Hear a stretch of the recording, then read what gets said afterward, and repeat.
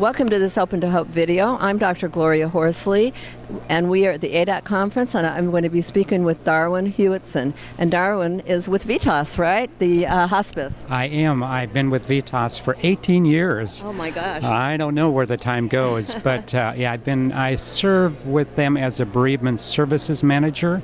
And so I do a lot of work with our families, but also do a lot of work in the community in terms of bereavement support. That's great. I know Vitas does reach out. I think hospices are understanding that they need to do a lot more bereavement work than we ever thought, right? Absolutely. And the thing I like, too, is that we look at our work as being, our mission statement is to take care of the clients that we serve, but also to be a resource to the community. And that's what I like to do, like to connect in the community like we are here today. My significant other was killed 3 years ago, and it's one of those things, some days I still say, did that really happen? Did that really happen to me? And I will say, you know, sometimes people ask what's helpful. I think one word, if I may share, one word has been helpful to me, and that's the word reconciliation. And some days I'm reconciled, and other days I'm not. And when I'm not, then I realize, okay, what is it that's going on? And more often than not, it's a need for me to connect with somebody, a lifeline, and say, you know, today I'm having a tough time. So I think that's what's helped me in the journey. You know, that's really interesting because I think some people that might be watching this video are professionals, caregivers, that kind of thing, therapists. And how does a therapist grieve? You know, we have to reach out too. Absolutely, and I had to learn that, you know, and I think sometimes we have to reach out to people we know, but I've also learned that I have to reach out to people that don't know me.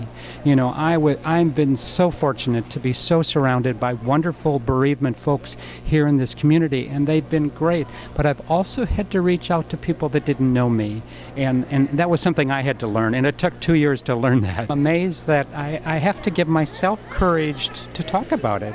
And yet, that's what I expect everybody else to do with me. For those that are bereaved, you've been in the business for a long time, and let's talk about the first year, because we know that's really rough. What's your advice for people? Oh, I think the first year is to be gentle with yourself, and that's hard to do sometimes. But I also think connect with people that you can feel emotionally safe with. And when I do support groups, I'm so aware that safety, feeling like I can go someplace and just be myself.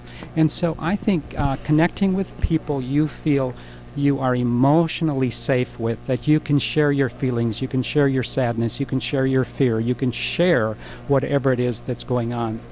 And what about that second year that comes up to bite you? You thought you were getting better. What I say about the second year is you're thawing out, and you really are. People want to see a progression, and I say to them, you are progressing. The second year, you're just realizing you're thawing out, and you're really, you know, in touch with it. Absolutely. And here, you know, on a personal level, I'm in my third year. And my third year is being challenging, and in a way that I didn't expect it to be. So I couldn't agree with you more. And I think there's that sense sometimes in the second or third or fourth year, the community isn't there as much as it used to be because they don't know where you are. And so from a personal standpoint and also a professional standpoint, I would tell people that it's our responsibility to also tell people where we are. You know, I can't expect somebody to know that on the third year it's going to be harder than the second year.